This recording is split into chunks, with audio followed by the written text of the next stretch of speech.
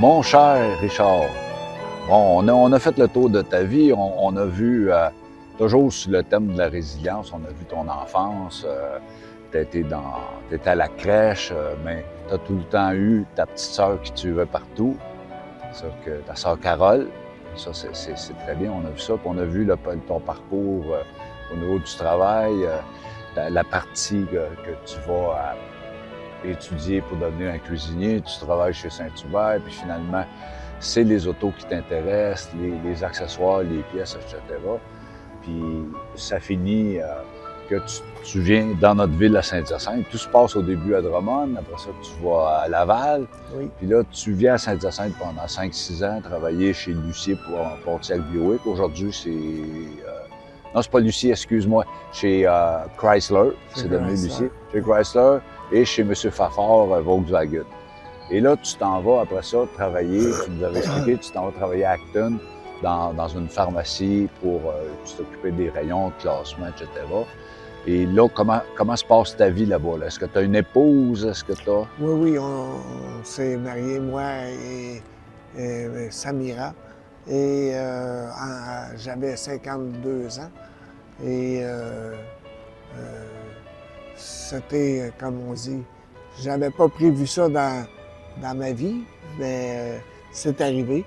Puis, on s'est mariés en 2020.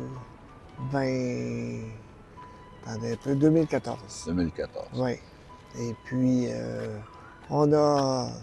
c'est ça, la vie continue et tout va bien. On a notre petite maison à Actonville. On a notre emploi, chacun très près de chez nous en plus. Toute une chance parce Mais que... excuse-moi, c'est Samira qui était à Actonville et qui t'a emmené travailler là, hein? Oui, Ouais. oui. OK. Puis Samira est de quelle origine? Elle est du Maroc. OK, à l'origine marocaine, mais elle était au Québec depuis longtemps. Oui, ça faisait une quinzaine d'années. OK. Oui. Alors, c'est ça. On s'est acheté une belle maison à la sortie du village d'Actonville. Et puis, moi, ben ça faisait mon affaire parce qu'il y a un garage en arrière à 2 portes. Fait que ce que je m'attendais, ce que je souhaitais d'avoir, je l'ai trouvé là. Mon bricolage, parce que j'étais un grand bricoleur. Et j'étais en train de faire de quoi de beau avec ce qu'on avait acheté, avec un beau grand terrain, puis des petits animaux, puis tout allait numéro un, jusqu'à temps que un 19 juillet 2019 m'arrive une petite avarie. Là, on va parler de l'accident qui fait qu'aujourd'hui, tu es en fauteuil roulant. Exactement, je suis en fauteuil Ça se passe roulant. le 19 juillet 2019 2019. dans la ville d'Actonville. Oui, près de chez moi, à peu près peut-être à 1000 pieds de chez moi. Je venais de finir de tondre mon gazon chez nous. Et avec mon tracteur à gazon qui était assez large, ben moi, c'était pas long. Hein. Après 1 heure et demie, tout le gazon était fait chez Mais nous. pour aider les gens, c'est un tracteur, c'est-à-dire que c'est pas un moulin à gazon qu'on Non. pousse, là. C'est un tracteur, tu t'assois dessus parce que tu avais long de terrain. C'est un tracteur que j'étais assis dessus et que mesurait 52 pouces de large. Puis, en faisant cette journée-là, j'avais commencé mon gazon le matin. Et vers les 10 heures, il faisait chaud. J'ai dit, bon, je vais arrêter, je ferai le reste en fin de la journée. Moi, j'étais en vacances à ce moment-là. Quand tu es arrivé vers les 5 heures, j'ai dit, c'est moins chaud, je vais finir mon gazon. Et en finissant mon gazon, je m'aperçois que mon voisin, qui s'appelle Mario, c'est un monsieur qui est malade, qui a des problèmes de reins. Et je le vois qui est en train de pousser sa petite tondeuse. Puis il a aussi grand terrain que moi. Alors je me suis dit, je vais aller y rendre un petit service, je vais aller lui tondre son gazon. Ça va y en faire moins. Et lorsque je me suis enligné sur le bord de la route, pour aller y aider. À ce moment-là, il m'est arrivé une bad luck.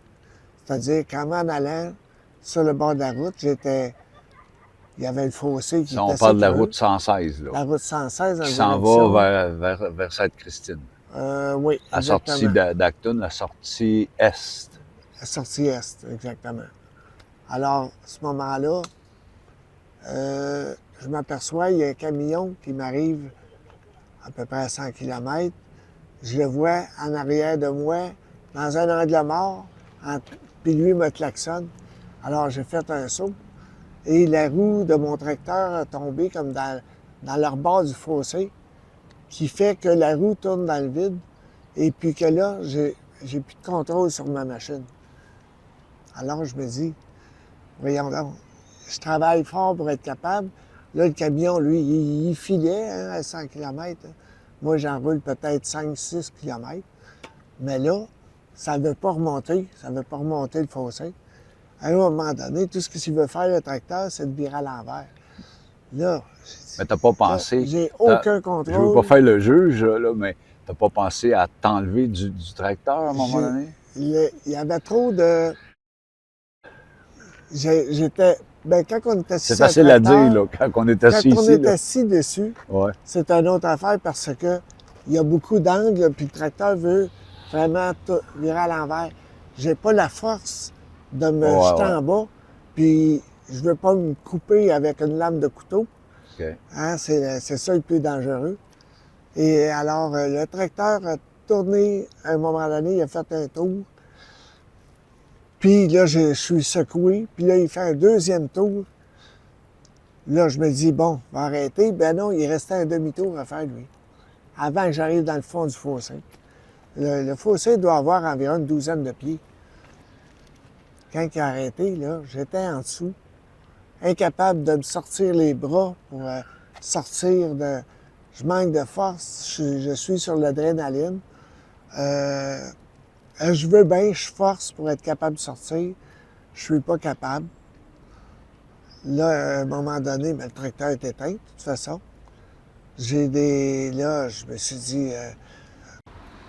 Oui, chers téléspectateurs, comme vous voyez, on a changé d'endroit, on a un petit imprévu, mais on va retourner sur la route 116 le 19 juillet 2019 avec notre ami Richard qui se retrouve au fond d'un fossé.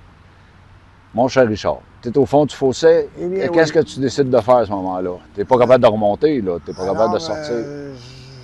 J'essaye de me déprendre des deux bras parce que les deux bras sont pris en dessous. Et mais je tire comme du mieux que je peux. Je fais tout ce qui est possible pour me sortir de ce problème-là. Puis ça ne fonctionne pas et je suis sur l'adrénaline, naturellement. J'ai été secoué en faisant des tours avec mon tracteur à gazon. Alors là, ben, à un moment donné, je vois bien que ça ne fonctionne pas. Je crie au secours, je demande de l'aide. Je m'aperçois que je suis tellement profond qu'il n'y a pas personne qui m'entend. Les autos passent, à chaque fois qu'il en passe un, je crie au secours, ça ne fonctionne pas. Alors là, je me dis, bon, je vois que ça ne marche pas, j'arrête, puis je me dis, bon, calme-toi, là, tu vas voir que, calme-toi, là, puis ça va se passer. Le temps de le dire, en me calmant, à un moment donné, je me suis endormi. Je me suis endormi comme si j'étais bien fatigué. Alors, le temps a passé. J'ai pas eu connaissance de rien. Jusqu'à temps que je me réveille puis j'entends des voix. C'est mon voisin avec ma femme qui me cherche. Puis ils se parlaient entre eux autres. Alors là, je crie « Samira, Richard, Samira, Michel, je suis dans le fond du fossé. Je suis en dessous du tracteur. » Là, le temps de dire ça, mon voisin, il avait sa lampe et il disait... On est rendu le Oups! soir, là. Tu as dormi un 3-4 Oui, mais heures. moi, j'ai pas connaissance quelle heure qu'il est.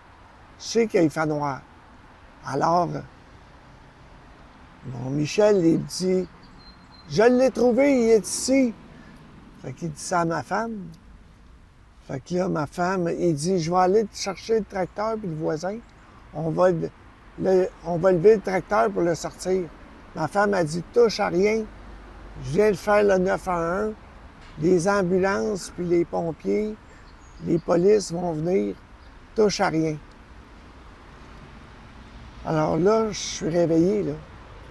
Je ne sais pas quelle heure qu'il Peux-tu est. te poser une question? Tu as Oui. dormi comme un 3 heures, quelque chose comme ça.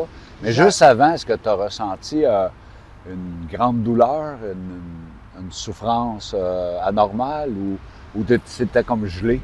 C'était comme... je sentais pas que j'avais un poids, mais j'avais 2 bras pris. Pareil comme parce qu'il y a des bras après ça, hein, cette tondeuse-là, pour tourner à gauche ou à droite. C'est pour barrer les roues. Quand ça tourne sur un 360, ça. Alors là, qu'est-ce que j'ai connaissance? Oups, les ambulances arrivent. Je vois des flashs.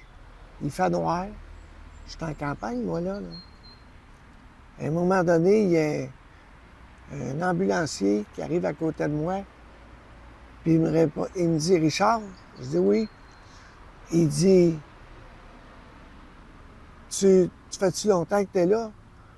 Je ne sais pas. J'ai dit, peut-être, j'ai pas d'idée quelle heure qu'il est, là, mais j'ai dit, moi, d'après moi, il était 6 heures quand je suis arrivé, quand quand il est arrivé l'accident.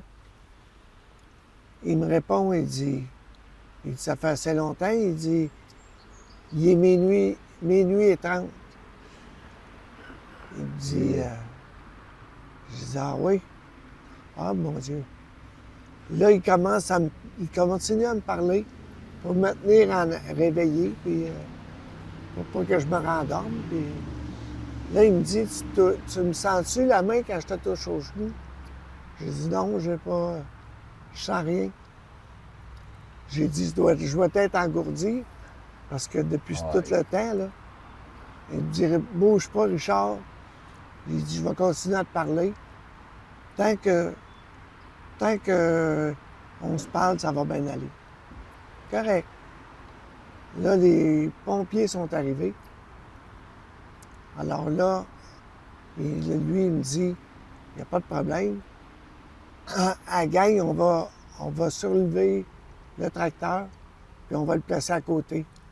On va le mettre de côté. Puis là, on va pouvoir te monter sur une civière. Alors, ils ont dégagé, il était à peu près 5-6. Ils ont dégagé le tracteur, parce que le tracteur, il devait pas peser facilement 500 livres. Là, un coup qu'ils ont dégagé ça, ils ont mis une planche en dessous de moi, ils m'ont mis un carcan autour du cou, puis ils m'ont monté en haut, sur le bord du chemin. Puis Là, il avait fermé l'ascenseur, j'imagine, là. Sûrement, je sais pas. J'espère. J'ai pas vu vraiment Ouais. ce qui se passait à chaque bord de moi. Là, à ce moment-là, ils m'ont transféré sur la civière de l'ambulance, puis ils m'ont embarqué dans l'ambulance. Et là, on s'en va à Sherbrooke. Là, ils se parlaient entre eux autres. Lui était toujours à côté de moi. Ils ont demandé à ma femme, avez-vous ces cartes d'assurance maladie? Elle dit, je sais pas où c'est qu'ils sont.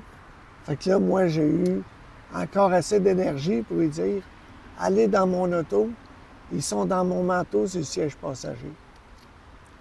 L'ambulancier est après bien étonné de ma force qui me restait. Tu sais.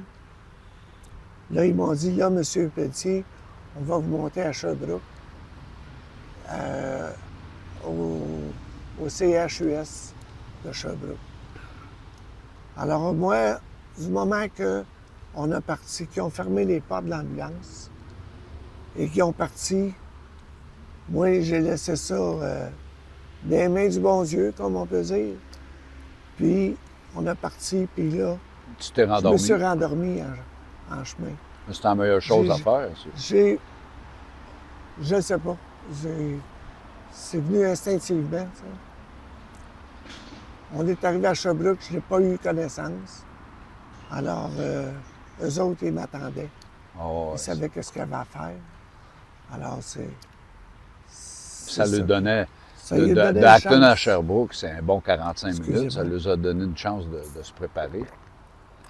C'était quand même... Oui. Eux autres, ils ont tous préparé la table de la table d'opération. Si j'étais en train de faire une hémorragie interne. Ah ouais? J'étais enflé de beaucoup. J'ai fait aussi, comment on appelle ça, au niveau des poumons, là, une embolie pulmonaire. As-tu besoin d'un pneumothorax? Je ne crois pas. Non. Je ne crois pas. Tu n'avais pas les poumons perforés. J'avais du sang dans les poumons. Ils t'ont ça peut-être qu'ils fait ont une dit. trachéotomie, Ils m'ont. une trachée, là, il faut qu'ils renfoncent Ben, ils ont, entre les chaque bord côtes. des hanches, pour la pression du sang et tout, là, ils m'ont percé, fait sortir la pression. Parce que c'était dangereux que le cœur ne t'offre pas. Là. Ils m'ont percé dans les hanches. Alors là, ben, ils ont fait, ce qu'il fallait qu'ils fassent. Après ça, ils m'ont mis aux soins intensifs. Ils m'ont mis dans un coma pendant 11 jours de temps. 11 jours de temps que tu n'as pas... 11 jours de temps, j'ai pas eu connaissance de rien. Tout ce que j'ai fait des beaux rêves. C'est ce que je me souviens. Puis, parle-moi donc de ton réveil. Tu t'es réveillé, t'avais-tu de ta famille ou quelque chose? J'avais de la famille, je les entendais pas vraiment. Sauf un que je me souviens, mon beau-frère qui est arrivé à côté de moi, qui m'a parlé, qui m'a dit « Lâche pas Richard, on est proche, on est avec toi, ça va bien aller. » Puis le médecin, lui, m'a dit « Monsieur Pelletier, on va vous annoncer qu'on va vous transférer à Sacré-Cœur à Montréal pour voir si vous n'avez pas des séquelles au niveau cervical. Okay. » Alors, là, on m'a transféré à Sacré-Cœur.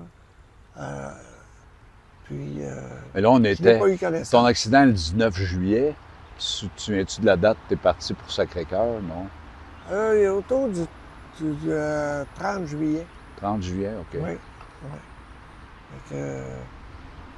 Je me suis réveillé juste le lendemain matin. OK. C'est là que les médecins puis, ils sont arrivés autour de moi puis ils me parlaient. Puis j'étais tout intubé.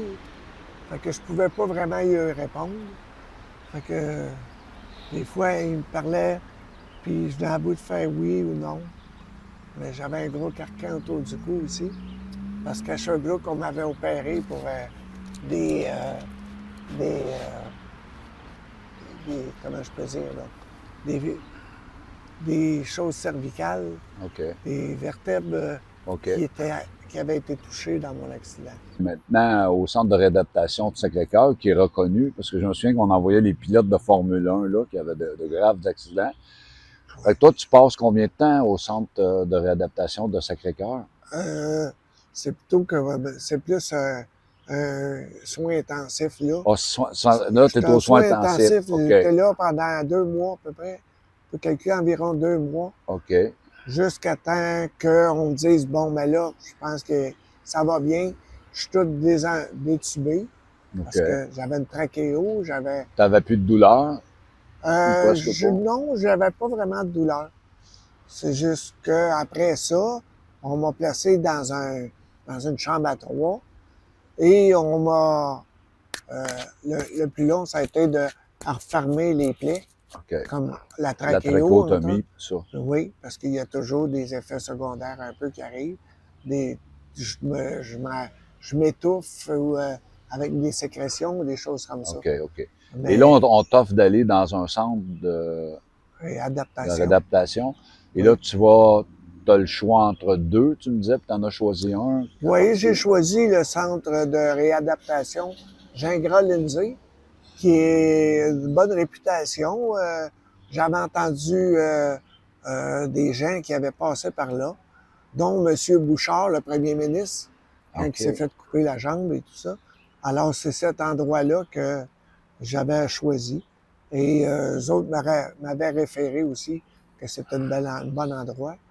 Alors, après, rendu autour du mois d'octobre, on m'a transféré là. Puis j'ai été là tout le temps de ma On réadaptation. parle de mois, là, de Ah plusieurs oui, on mois. parle de mois, on parle de 5 mois et demi OK. de Mais réadaptation. peux-tu me dire le moment important pour moi, là, puis certains de nos auditeurs veulent savoir, à quel moment, toi, tu sais que tu vas rester paralysé? C'est plus quand je suis Comment ça se rentré, passe, ça? quand je suis arrivé en réadaptation,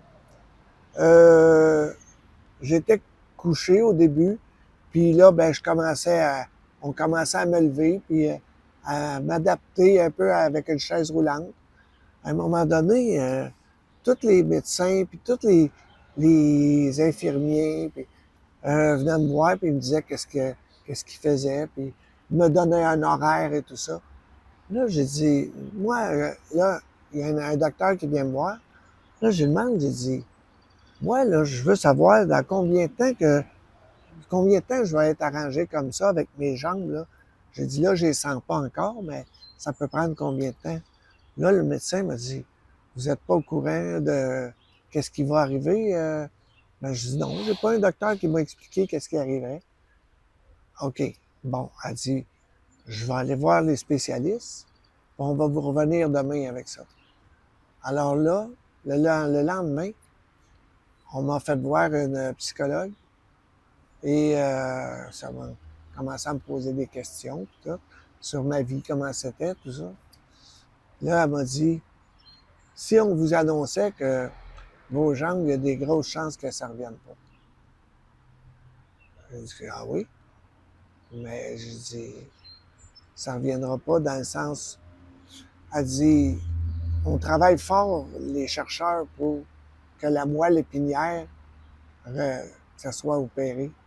Mais là, dans ce moment-là où on se parle, vous, là, vous avez la moelle épinière sectionnée. Alors, il n'y a pas d'opération qui existe pour l'instant pour ça. J'ai dit, oh, là, il a fallu que j'emballe ça. Je peux dire une semaine. Une semaine, c'était... Une semaine que je pense, que je parle. Est-ce que la avec- psychologue que te je voyait à parle- chaque jour? Que je parle avec ma famille aussi. Puis Dieu dit. Puis, moi, je dois vous dire que il y a des soirs que je me suis couché avec les larmes aux yeux. Je comprends. Parce que c'est un morceau de ta vie que tu viens de perdre, là.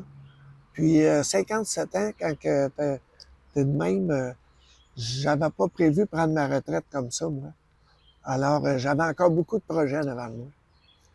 Alors, j'ai une chance que ça a pris 5 mois et demi, ma réadaptation, pour être capable de reprendre une vie, commencer, apprendre à faire des choses, apprendre à parler, et étudier mon cas, puis me voir différemment. OK.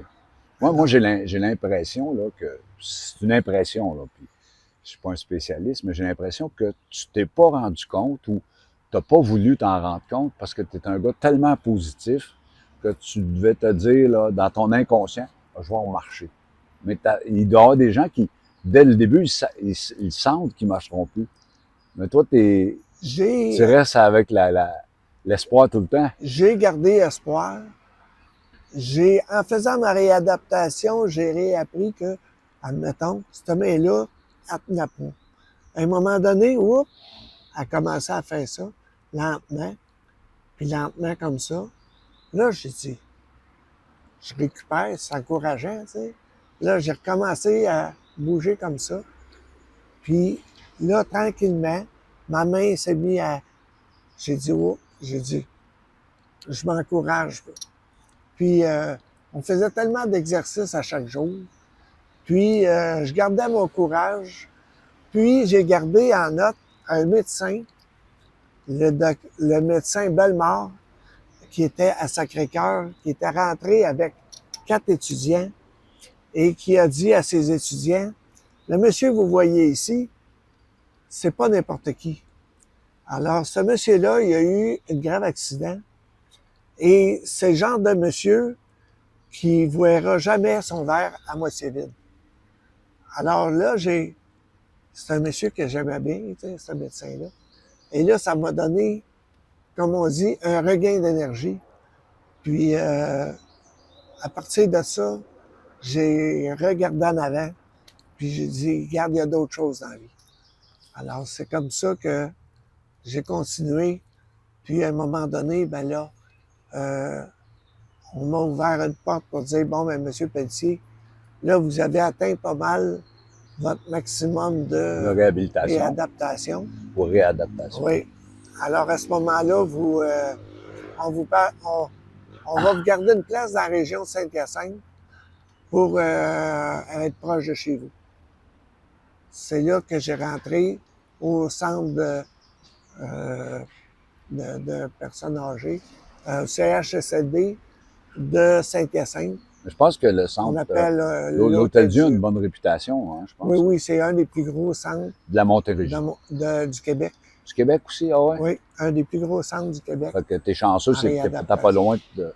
Puis là, Ouais. j'ai fait un peu de réadaptation là, mais je me suis conditionné et on m'a donné des belles opportunités pour être capable de voir ça différemment et de voir passer mes journées plus facilement Okay. en parlant avec les gens puis en m'emmenant en m'emmenant là, on m'offrait d'être dans un comité des personnes âgées, aussi comité des milieux de vie. Et tout ça a fait que j'ai réappris à faire d'autres choses. OK. OK. Mais en tout cas, moi, je vois tellement de positif dans ça. Puis, je suis allé te rencontrer chez toi à l'Hôtel-Dieu. Puis moi, ce que j'ai pu remarquer, là, c'est tu dégages beaucoup, beaucoup de bonheur autour de toi. Puis, tu vas à... Je suis allé, là, il y a un endroit où il y a des télévisions, là, puis il y a une table, là, puis tu t'assois là, puis tu es comme celui qui apporte le bonheur autour de toi. Tout le monde te connaît, tout le monde, tu es dans le fond un leader dans la place. Ouais, j'ai une belle énergie, c'est vrai. Les gens m'aiment bien, puis moi, ben, j'ai du plaisir j'ai réappris à avoir du plaisir avec les gens âgés que je connaissais pas. Les gens âgés, des gens qui sont Alzheimer, des gens qui sont plus vieux que moi, mais aussi plus malades. Et puis, je me considère chanceux. Okay. Chanceux d'avoir passé au travers ça. Ouais. Tu as une belle empathie envers les gens. Puis, oui, j'ai du plaisir. Là. N'importe où je vais en ville, je me suis refait une nouvelle vie. OK. C'est une nouvelle vie. On va terminer là-dessus, là, parce que il faut à un moment donné, il y a toute bonne chose, il y a une fin. Tu es rendu à l'Hôtel-Dieu, mais ta famille continue à aller te voir. Tes deux familles. Toute la famille. Les familles adoptives. Biologiques et adoptives. Oui. Qui est la principale, dans le fond, pour toi. Oui, pas mal, oui. Puis ton épouse, que tu nous en as pas parlé. Là, ben, mon épouse, on a été 1 an et demi à parler de choses qui allaient et qui allaient pas. Je voyais que ma femme était malheureuse là-dedans, puis à un moment donné, j'ai dit, regarde, on peut prendre une décision, si tu veux. On est quand même des adultes, on est capable de se parler. Puis si tu veux qu'on se sépare, on va se séparer. Si c'était mieux qu'on se divorce, on va se divorcer. Mais je considère qu'on est restés des bons amis. On s'appelle aujourd'hui. Je vais faire un tour chez elle. Elle vient me voir. On s'est laissé comme des vraies personnes adultes qui sont capables de se parler. On s'est divorcé à l'amiable. Et puis, il n'y a aucun problème entre nous. On a vendu la maison et ma femme demeure dans un autre logement. Puis toi, est-ce que ça t'a fait du bien de savoir que en te divorçant ou te séparant, tu lui permettais peut-être de revivre sa vie autrement? Ça a sûrement été très dur pour toi. Là. Le dire et le faire, c'est deux choses. Ouais. C'est sûr que ça m'a dérangé. Mais ça faisait assez longtemps qu'on mûrissait ça que je considérais que c'était correct de faire ça. Puis aujourd'hui, ben toutes les choses vont super bien. Ben, en tout cas, Ouais. tu es un être impressionnant. Ouais. Moi, je vais terminer notre entretien là-dessus. J'espère que les gens qui ont écouté ça vont voir c'est quoi un individu avec une force, une énergie de résilience extraordinaire. Comme moi, j'en Ouais. suis bouche bée.